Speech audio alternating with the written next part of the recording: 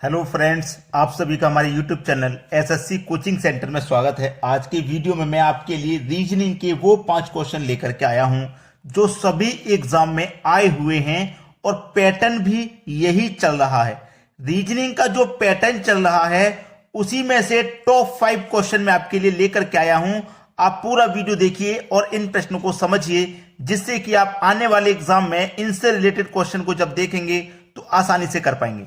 चलिए स्टार्ट करते हैं। पहला क्वेश्चन है, यदि 56 गुने 11 बराबर 9, 37 गुने 13 बराबर 6 तथा 42 गुने 12 बराबर 3 हो तो 87 गुने 77 का मान बताइए।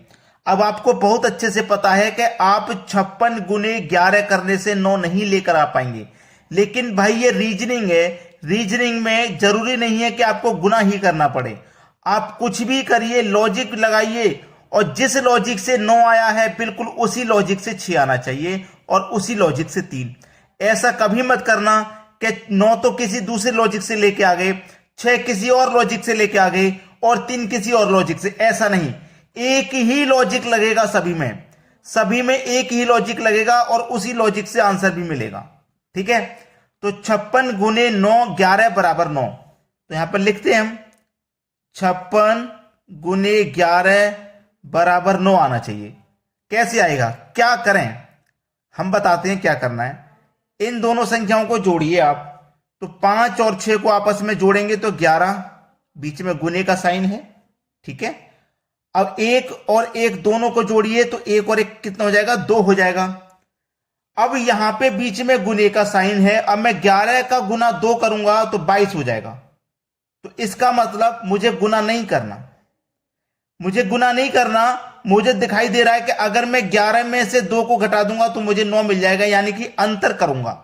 अब बिल्कुल सेम यही लॉजिक दूसरी जगह भी लगना चाहिए। जैसे यहां पे 37 गुने 13 बराबर 6 आना चाहिए। तो जैसे इन दोनों को जोड़ा, इन दोनों को भी जोड़िए, 3 और 7 10, इन दोनों को भी जोड़िए, 1 और 3 4। हमने जैसे यहां अंतर किया वैसे ही अंतर यहां कर लेंगे, तो 10 में से माइनस कर देंगे 4 को तो 6 आ जाएगा। देखो 6 मिल गया।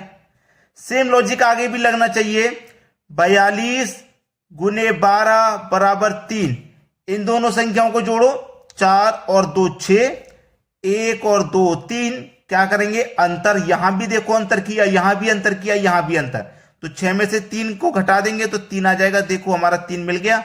अब सेम लॉजिक यहां पे लगा दीजिए, 87 गुने 77 बराबर क्या होगा, नहीं पता। इन दोनों को जोड़िए, 8 और 7 15, इन दोनों को जोड़िए, 7 और 7 14, अंतर कर दीजिए, 15 में से 14 को घटा देंगे, 1 बचेगा, यानी कि पहला ऑप्शन आपके प्रश्न का बिल्कुल सही जवाब है। सभी को आंसर मिल गया। अब देखेंगे अगला क्वेश्चन।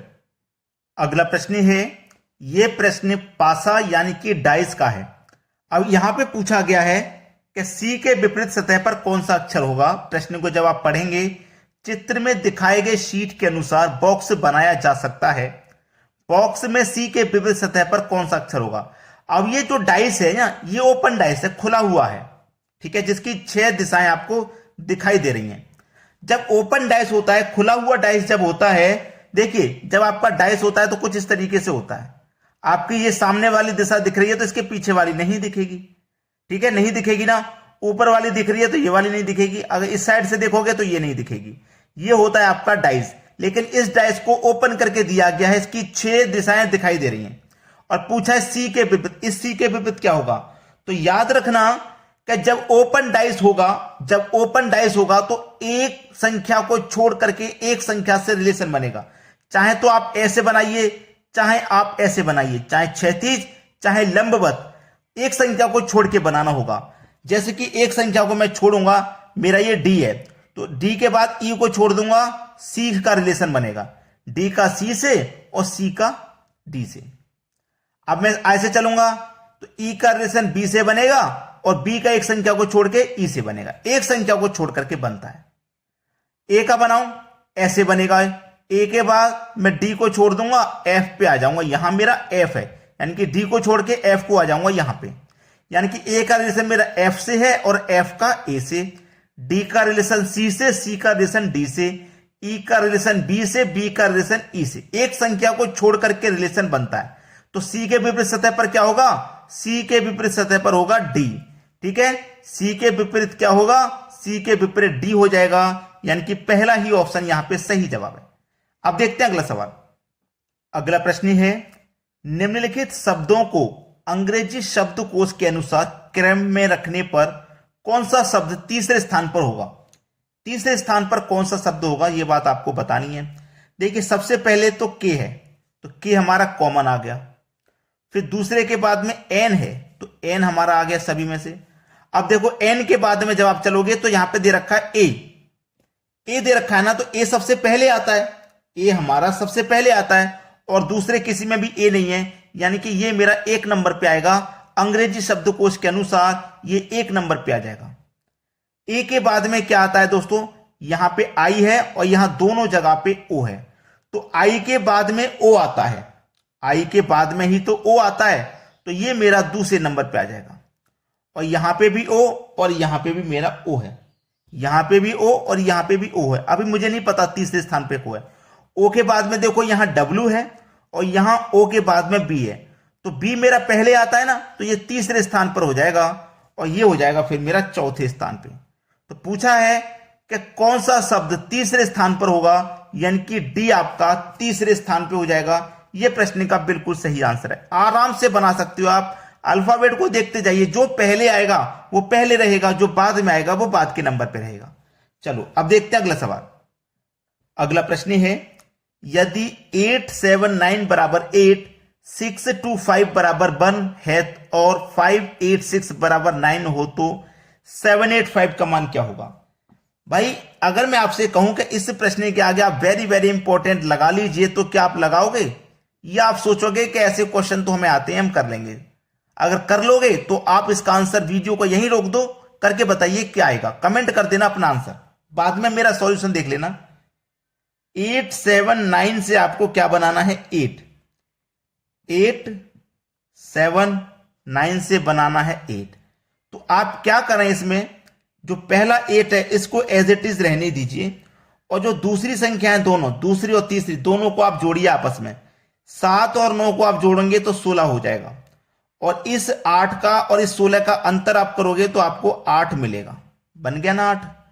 चलिए सेम लॉजिक यहां पे भी लगा के देखेंगे। 6 2 5 बराबर 1 है, तो पहली संख्या तो एज इट इज लिख दूंगा जैसे मैंने यहां लिखी थी, फिर इन दोनों को जोड़ूंगा, 2 और 5 मिलकर के 7 हो जाएगा।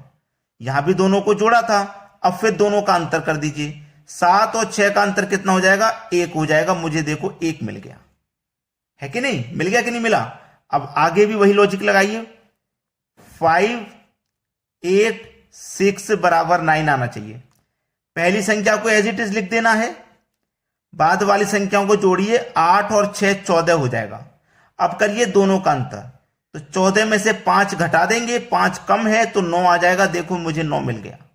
सेम लॉजिक आगे भी लगेगा। संख्या है 7 8 5 बराबर क्या होगा, लॉजिक आपको पता है, पहली वाली संख्या एज इट इज लिख दीजिए, दूसरी वाली जोड़ो, 8 5 13 हो जाएगा, अंतर कर दो, 13 में से 7 को घटा देंगे तो अंतर आ जाएगा आपका 6, यानी कि पहला ही ऑप्शन प्रश्न का बिल्कुल सही जवाब है। अब देखेंगे अगला प्रश्न। अगला प्रश्न है, यहां पे आप देखेंगे 16 है, 64 है, 49 है, क्वेश्चन मार्क। अगर आप यहां ध्यान से देखें तो आपको क्या लगेगा कि ये संख्या मेरी 4 का स्क्वायर है, ये 8 का स्क्वायर है, ये 7 का स्क्वायर है। यहां पे भी जो संख्या आएगी वो स्क्वायर में ही आएगी, लेकिन किस तरीके से स्क्वायर में आएगी। ठीक है, अब देखो यहां 4 के बाद 8 हो गया, यानी कि 4 का 2 गुना 8। अगर मैं 7 का 2 गुना 14 करूंगा तो 14 का स्क्वायर यहां नहीं दे रखा, कोई बात नहीं, 4 में 4 जोड़ के 8 हो जाएगा, 7 में 4 जोड़ के 11 हो जाएगा। अगर मैं 11 का स्क्वायर करूं तो 11 का स्क्वायर भी यहां पे नहीं है, तो ये लॉजिक तो नहीं बन सकता। जब ये लॉजिक नहीं बन सकता तो कोई दूसरा लॉजिक होगा। ये क्या है, 4 का स्क्वायर 16, ये क्या है 4 का क्यूब 64, ये क्या है 7 का स्क्वायर, तो यहां क्या आएगा, जिस संख्या का स्क्वायर किया उसी का क्यूब, तो यहां जिसका स्क्वायर करना है उसी का हम क्यूब करेंगे, यानी कि 7 का क्यूब कर देंगे, और 7 का क्यूब होता है 343। तो ये आपके सवाल का बिल्कुल सही जवाब हो जाएगा 343, जो कि सी ऑप्शन में दिया गया।